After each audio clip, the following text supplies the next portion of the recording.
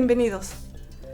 Estamos encantados de tenerte aquí y esperamos que disfrutes de este intercambio de ideas, conocimientos y de buena vibra. Nuestra misión es acompañarte e informarte en todo lo relacionado a la plenitud de la mente, del cuerpo y del espíritu. Creemos que todos tienen algo que aportar en la conversación. Es por ello que te invitamos a que nos escribas, nos narres o comentes qué es lo que te interesa a ti, qué temas quieres que nosotros abordemos para poder satisfacer a esa necesidad. Yo soy Natalia García y esto es Porque Te Quieres. ¿Comenzamos?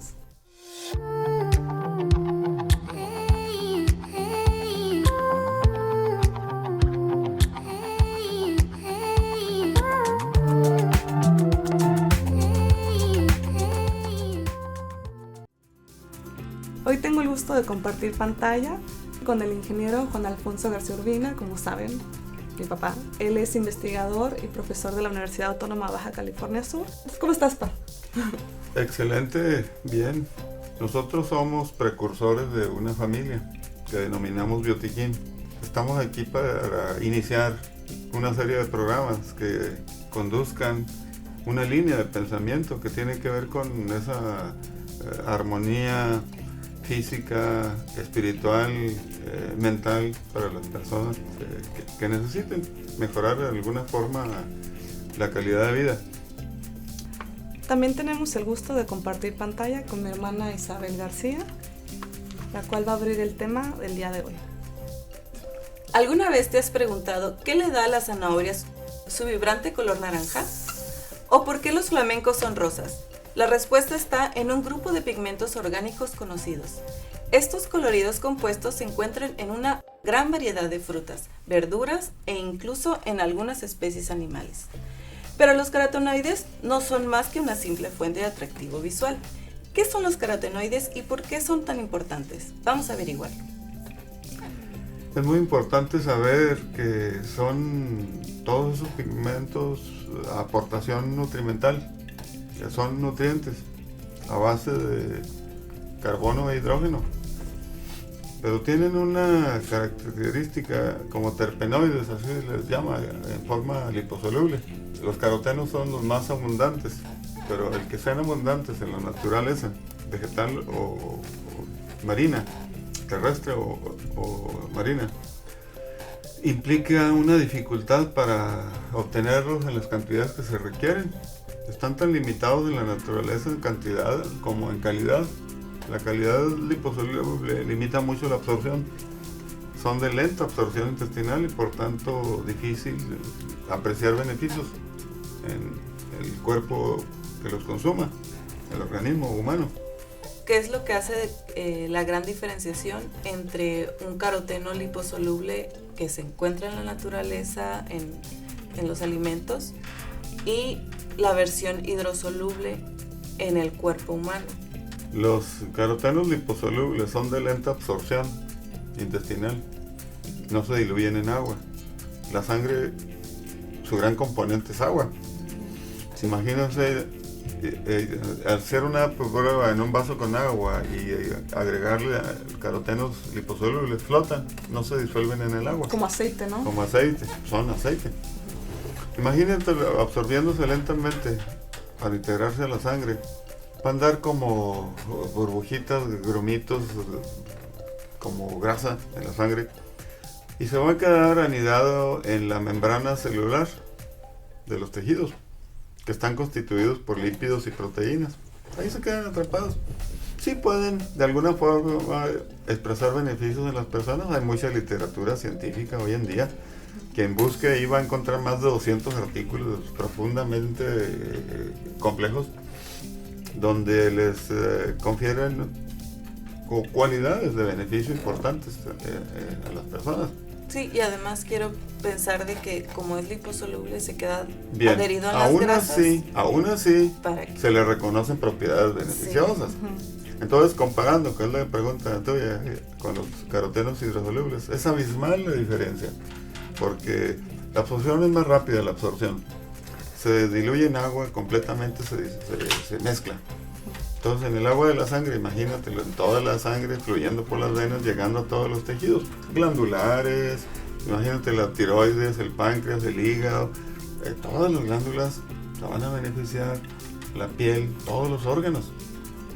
Es por eso que las personas manifiestan mucha y muy variada diversidad de cambios favorables en su calidad de vida. Entonces podríamos decir que, para sintetizar un poco la diferencia que tiene este caroteno hidrosoluble del cual estamos hablando, es que la diferencia de consumir uno que se encuentra en algún fruto, como mencionabas, en alguna guayaba, no es lo mismo, porque en la presentación en algún fruto se encuentra de una manera más escasa, no está concentrada y es liposoluble, ¿no? Y en este caso estamos hablando de un nutriente que viene en mayor cantidad, está muchísimo más concentrado, y sobre todo el parteaguas del que mencionas es que es hidrosoluble, el cual entra al organismo y hace que actúe y funcione y haga pues todas estas maravillas de las cuales pues venimos sabiendo todos. Este es un tema apasionante que no lo vamos a soltar, va a continuar en la discusión, incluso discusión, porque hay que comparar lo que se investiga en las diversas instituciones de investigación del mundo para estar aprendiendo con mayor rapidez qué está pasando cuando se incorporan esos nutrientes carotenoides o carotenos en nuestro organismo como alimentación complementaria. Pues fascinante, la verdad, porque hay muchísima gente que está allá afuera y que desconoce totalmente de este tema. Y pues para concluir un poquito aquí con la conductora, que es mi hermana Isabel, quiero agradecerte mucho tu presencia aquí en este episodio. Ha sido bastante grata. Muchas gracias a ti, Pap. Pues siempre me la paso muy bien con ustedes, y yo regreso al próximo episodio. Si quieren dejar algunas preguntas, dudas, algo que aportar al programa de mejora, pues serán muy bienvenidos. Y para hablar de este tema de los beneficios y entre otros, tenemos el honor de que nos acompañe ahora el doctor Jesús Morán Ochoa, el cual pues es un honor y es un lujo tenerlo como invitado aquí en este episodio, en el cual nos va a aportar un poco de su trayectoria, experiencia y el amor que tiene al ayudar a todas las personas que él conoce. Hola doctor, ¿cómo se encuentra? Bien, gracias, muy buenas tardes. Es un placer estar aquí con ustedes compartiendo mis experiencias. Creo yo que tenemos ya un buen tiempo, 6-7 años aproximadamente, utilizando este nutriente específicamente, y pues realmente mis inicios como tal fue a través de unas personas precisamente de aquí de La Paz, en donde ellos me invitaron. Tenían un familiar con un problema, una enfermedad crónica degenerativa, y me llamó mucho la atención porque en la familia había una persona que, en paz descanse, había una persona que teníamos pues esa inquietud de que si había algo más. Ya se había tratado con los recursos normales de la medicina alopática, entonces teníamos esa inquietud de que debería de existir alguna otra cosa diferente, alguna otra manera de tratar este tipo de padecimientos. Y fue como conocí aquí precisamente la empresa, me acerqué, me atendió el ingeniero aquí presente, Juan Alfonso García Urbina, y eso pues me empezó a motivar mucho sobre qué otra cosa o qué otras cosas se podían hacer para poder sacar adelante nuestros pacientes. Tomando en cuenta que yo actualmente llevo 39 años ejerciendo la medicina, sin contar los años de estudio y los años de pregrado. ¿Usted es médico alergólogo e inmunólogo, verdad? Sí, soy médico alergólogo e inmunólogo. Tengo por parte de la Universidad del Ejército y Fuerza Aérea y por parte de la UNAM la especialidad. Entonces pues desde ese momento para acá pues también me ha interesado mucho problemas, sobre todo vamos a mencionar en donde no existe una solución formal en cuanto a que no se lleva a cabo un tratamiento enfocado específicamente sobre las causas de estas enfermedades. Ok, entonces eso fue su inicio de cómo conoció usted aquí a la empresa, y en este caso a mi papá? ¿Qué es lo que lo motivó entonces a seguir continuando? Bueno, pues primero uno como médico es muy reacio a romper paradigmas y es muy reacio a aceptar algo hasta que no ve uno la evidencia. Entonces yo fui tenaz en cuanto a ir descubriendo, bueno, cuáles son los mecanismos de acción o qué actúa, qué es, partiendo como principio de que es un nutriente. De ahí, bueno, pues es un nutriente. Hemos visto, por ejemplo, personas hemos sabido, por ejemplo, por la bibliografía, que personas de Sudáfrica tienen una desnutrición crónica. Entonces dice uno, bueno, pues si tienen una desnutrición crónica es porque algo les hace falta, algún nutriente o algún componente natural. De ahí partimos y empezamos a ver que todo esto iba reaccionando de forma adecuada, acorde y de una manera paralela a los principios que nosotros como médicos conocemos pues desde nuestra formación, ¿verdad? Como estudiantes y después como principiantes de medicina, y conforme vamos evolucionando. Entonces esto a mí me llamó mucho la atención y fue por eso mi interés, y en donde empecé yo a utilizar estos nutrientes y me di cuenta pues de los beneficios que ha habido a lo largo de todos estos años.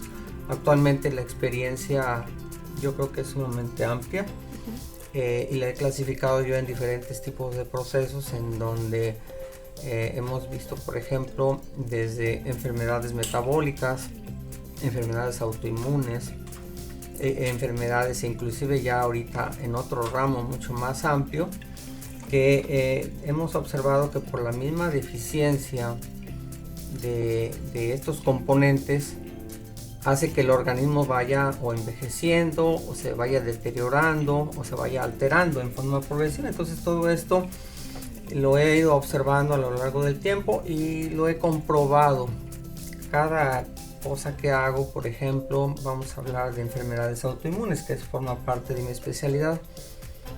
Veo una paciente, por ejemplo, con lupus eritematoso sistémico, le pongo todos los parámetros que en un momento dado se pueden exigir para poder hacer un diagnóstico adecuado, y tenemos una basal, y de ahí emprendemos este camino que hemos visto que ha sido, al principio era muy infructuoso en el sentido que había mucha resistencia para poder hacer varias cosas, y vamos viendo resultados buenos. No es mucho tiempo decir, no, vamos a esperarnos a años, no. Estos resultados los hemos visto a corto plazo. Y en este caso, por ejemplo, en este caso que usted menciona de lupus, ¿qué es el efecto que ve por primera vez? Bueno, el efecto que vemos es primero, una enfermedad como lupus eritematoso sistémico, como dice su nombre, es una enfermedad que actúa en todo el organismo, que afecta a todo el organismo, afecta a todos los órganos, desde la piel, el tejido glandular, afecta en forma general todo el organismo, porque tiene un mecanismo. El lupus son autoanticuerpos, o sea, los mismos anticuerpos que tenemos se van en contra de nosotros, se rebelan y nos van afectando. Y eso es lo que hemos visto, que hay un cambio en este paradigma. Ese cambio se traduce en que hemos estado observando cómo algunos parámetros van cambiando a lo largo de estos meses. ¿Qué parámetros? Bueno, los parámetros, por ejemplo, anticuerpos antinucleares, que tienen cifras elevadas, hemos visto cómo van bajando la comparación de positividad. Hemos visto, por ejemplo, a nivel de una simple biometría hemática, como unas células que forman parte de nuestros mecanismos de defensa, como son los linfocitos, cómo estos, al ir bajando inicialmente por la enfermedad, cómo se van recuperando. Se van estabilizando entonces. Se van estabilizando, y cada paciente que yo veía, bueno, pues se va valorando, se van haciendo estudios conforme pasa el tiempo y vamos viendo la mejoría. O sea, hay un previo, un pre, un durante y un tiempo, como si fuera un post de la utilización de este tipo de nutrientes, con la utilización de este tipo de esquemas. Wow, qué interesante. Sí, realmente para mí ¿cuál es lo que yo he visto? Muchas veces inicialmente empecé con parámetros antes, durante y después, pero la clínica es la parte más importante, en donde nos va diciendo que la evolución del paciente. Ya no hay caída de cabello, ya no hay fotosensibilidad, por ejemplo en el caso de lupus, la enfermedad que estoy mencionando, ya no hay alteraciones a nivel renal, ya no hay alteraciones, o sea, empiezan a mejorar todos los parámetros. Muchos de mis compañeros dirían, no, es que los anticuerpos antinucleares no se negativizan. Bueno, en la medicina normal no hay negativización, pero hay varios pacientes a los cuales se han interesado en ayudarme o en apoyarme para que todo esto pues, se vaya esclareciendo, y hemos estado observando pues que todos estos parámetros van mejorando conforme pasa el tiempo. Los parámetros principales en donde hay gente que no tiene recursos suficientes y no le va a estar pidiendo especificidades de anticuerpos antinucleares, sí, claro, que son varios estudios o varios parámetros de lupus, por ejemplo, lupus y otras enfermedades afines que son en contra del núcleo de su propia célula.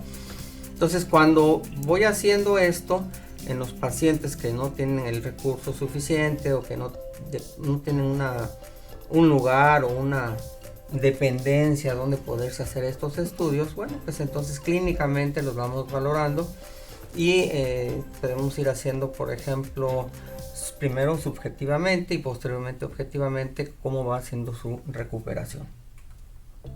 Muy bien, entonces usted le da, digamos, todo el acompañamiento al paciente, le va diciendo de primero tener un diagnóstico certero de cuál es su estado fisiológico, y con base a eso usted ve la frecuencia o la cantidad que le da al paciente, ¿no? Así es, normalmente ya lo tengo también, como dice uno, una especie de estandarización, porque sí, pues todos vamos a decir, a ver, ¿cuánto le vamos a dar? Dele poquito más, dele poquito menos, no, hay una estandarización. Parto yo, por ejemplo, del daño a diferentes órganos, partiendo del daño, dependiendo. Así como hay clasificaciones oncológicas, bueno, aquí esta sería una clasificación clínica para decir, no, pues hay daño inespecífico, que es eso, que hay daño a muchos órganos, y dependiendo de ese daño a muchos órganos se va valorando órgano por órgano para ir viendo su recuperación. Y efectivamente hemos estado observando a lo largo de estos más de 6 años, 7 años, inclusive en abril, el próximo mes cumplimos 7 años. Y hemos estado observando pues todo esto lo hemos estado guardando para precisamente a futuro, si alguien quiere hacer una revisión médica desde un punto de vista ético, pues puedan ir viendo cuál fue la evolución, ¿no? Y como dicen también, es muy importante la frecuencia y en un momento dado establecer una dosis, ¿no? Una dosis, en un momento dado lo de la dosis a veces no es tan objetiva, sino más bien es subjetiva. Lo más objetivo es la frecuencia. No es lo mismo dar 20 mililitros, por ejemplo, en un día, que dar 5 mililitros 4 veces al día. Sí. Entonces la frecuencia es lo que hemos observado que nos ayuda más a mejorar la calidad de vida de estos pacientes. ¿Por qué digo esto? Normalmente tenemos un nivel de antioxidación en el organismo, y desde el nutriente más básico, que es el biotiquín regular, el nutriente más básico, supera la expectativa de la antioxidación normal natural diaria. Entonces podemos partir desde el nutriente más básico para ir eliminando este problema. Ahora, hablé yo de algo de oxidación, ¿no? Todo nuestro organismo, por ejemplo, por efectos de la luz, por efectos de contaminación ambiental, el humo del tabaco, estresores ambientales, radiaciones, todo eso influye para podernos provocar un daño orgánico. Aquí en este caso, el daño que es provocado por estos estresores ambientales, vamos a decir, que todos estamos expuestos, sí, ¿no? A partir de eso vamos viendo, vamos valorando cómo dependiendo del lugar donde vive o dependiendo de su situación o de los estresores que tiene, eso es como le vamos proporcionando una antioxidación. ¿Por qué? Porque muchos de nosotros, de los que estamos aquí y que no tenemos ese hábito de tomar un nutriente, ¿qué nos pasa? Pues nos vamos oxidando, ¿no? Nos vamos destruyendo, nos vamos envejeciendo con el paso del tiempo. Aquí lo que se hace es tratar de eliminar ese tipo de oxidación precisamente a través de incrementar la antioxidación. Que funciona como un protector, entonces. Funciona como protector. A lo largo del tiempo he visto, por ejemplo, que hay muchos genes inactivos. Esos genes inactivos yo he visto que por medio de este nutriente se activan esos genes. Esos genes inactivos significa que ya no son genes protectores, o sea, están guardados, están sin movimiento, entonces el organismo busca mecanismos compensatorios, pero va generando, en lugar de generar bienestar, va generando enfermedad. Entonces, por medio de esto hemos visto que estos genes se llegan a activar y a provocar beneficios para la salud. Wow. Está muy interesante. Precisamente quiero intervenir, doctor, para Natalia. Para que ahonde más el doctor en base a su experiencia. Porque tengo entendido que fue director de un hospital oncológico en algún momento de su desempeño profesional. Sí, fui, bueno, en el año alrededor del año 2004 al 2010, más o menos, sí, aproximadamente. Primero fui en los hospitales de tercer nivel y la CICEDA. Primero uno es adscrito, que significa que está abajo del jefe, o sea, del encargado del servicio. Después fui encargado del servicio. Después de encargado del servicio fue el encargado jefe de una sala. Después como jefe de una sala, pues pasé a ser jefe de departamento. Y como jefe de departamento tenía a mi cargo en el hospital donde yo trabajé. Durante todos esos años tenía a mi cargo el servicio de inmunohematología, alergología, reumatología y oncología médica. ¿Por qué? Porque todos los aspectos inmunológicos van relacionados con todos estos especialidades. Y en un tiempo realmente yo dije, récord, a lo mejor es en 3 años aproximadamente, yo fui el jefe de ese departamento. Teníamos a nuestro cargo pues varias salas y teníamos bastante actividad para, vamos a decir, mejorar. Siempre mi actitud fue hacia la mejora de los paciente que veíamos hasta el fondo donde nadie le hacía caso, nos acercábamos y tratábamos de sacarlos adelante, ¿no? Nuestro propósito era sacarlos adelante. Entonces la formación pues fue una formación multidisciplinaria, no fue una formación de una sola especialidad, sino que hubo en conjunto. Los médicos que posteriormente estuve a mi cargo pues fueron médicos de otras especialidades, eran hematólogos, hemato-oncólogos, había dermato-oncólogos o dermatopatólogos, había reumatólogos. Entonces había oncólogos médicos, entonces todos ellos, pues entre todos participamos para poder llevar adelante los propósitos que teníamos en mente. Le comento esto porque como lo multidisciplinario es parte, digamos, normal, común de buscar, investigar causas y luego concluir con posibles tratamientos a los pacientes. Usted tocó ahorita el tema de los genes, que precisamente, pues todas las enfermedades, pero el cáncer es muy evidente que es genético el problema, heredable, por el daño que ahí se da lugar. Y ¿qué nos podría usted comentar, además de lo ya dicho, respecto a ese tema del cáncer, porque lastima cada vez más intensamente a la población del mundo? Es cada vez más frecuente, pues. Sí, en los últimos, tal vez post pandemia a la fecha, se ha incrementado la proporción. Anteriormente, por ejemplo, estoy ahorita trabajando en forma privada en un hospital en la ciudad de Guadalajara. y hemos estado viendo, por ejemplo, casos de cáncer que han sido disparados, el porcentaje ha sido disparados. Por ejemplo, anteriormente se veían tal vez 1 o 2 casos por mes, ahora se ven 10 o hasta un poquito más de casos por mes. Entonces esto nos ha llamado la atención y los grupos médicos han estado, ahora sí como dicen, prestando atención a qué es lo que ha pasado, ¿no? Los cambios tanto en el estilo de vida, los cambios medioambientales, pues todo esto ha provocado que se desarrollen con más frecuencia o en un momento dado se abran más el círculo protector genético que todos tenemos y que se va deteriorando conforme vamos avanzando en la edad, y esto ha provocado que prematuramente se haya destapado, se haya abierto más el proclive a tener algún tipo de cáncer, ¿no? Y desde luego cánceres que se han visto más frecuentemente han sido sobre todo cerebrales, de mama, de ovarios, entonces de colon. Entonces todos este tipo de cánceres sí eran comunes, pero como que últimamente se han incrementado de manera grotesca, podría decirse. Es que el cáncer aparece, se le dan los tratamientos habituales y en algunas o muchas ocasiones este tipo de cáncer tiende a mutar o a cambiar la forma de presentación.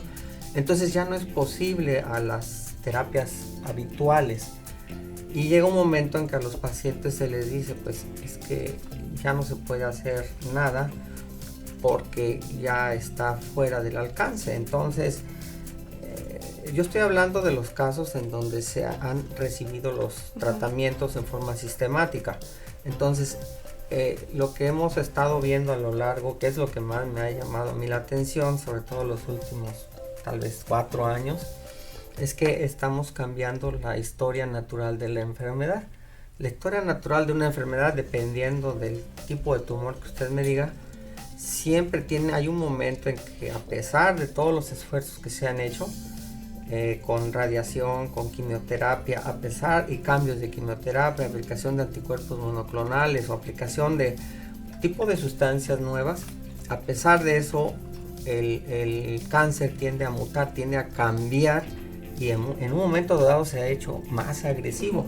Sí, bueno, regresa peor, ¿no? Sí, regresa peor. Entonces, esto lo hemos notado los últimos tal vez 2 años, que el cáncer es más agresivo, es más mutagénico, es más problemático para los esquemas de tratamiento habituales. Entonces, ahí es en donde yo he estado utilizando estos nutrientes. Pues estamos anonadados, yo creo, todos estos casos que nos ha comentado el doctor Jesús Morán Ochoa. Muchísimas gracias por compartirnos toda esta experiencia. Yo creo que todos salimos un poco más enriquecidos y con más conocimientos. Entonces yo quisiera de verdad agradecerle a usted, que es un invitado de lujo, por su presencia. Muchas gracias por venir hasta acá desde la ciudad de Guadalajara. Sabe que estaremos aquí en nuestra casa, la considero también mi casa, nuestra casa. Lo es. Como familia estaremos aquí con mucho gusto, dando explicación y dándoles los pacientes que puedan irse presentando o situaciones específicas que ustedes me indiquen, con mucho gusto las voy a tener a la mano. Sí, de verdad que apreciamos su tiempo y su sabiduría de venir hasta acá a compartirnos toda esta información, y invitamos a todos a que nos escuchen en los próximos episodios, porque vamos a ahondar un poquito más en este tema de casos un poco más específicos. Les agradecemos a ambos su presencia y espero que nos puedan escuchar próximamente a su programa, Porque te quieres. Gracias. Gracias.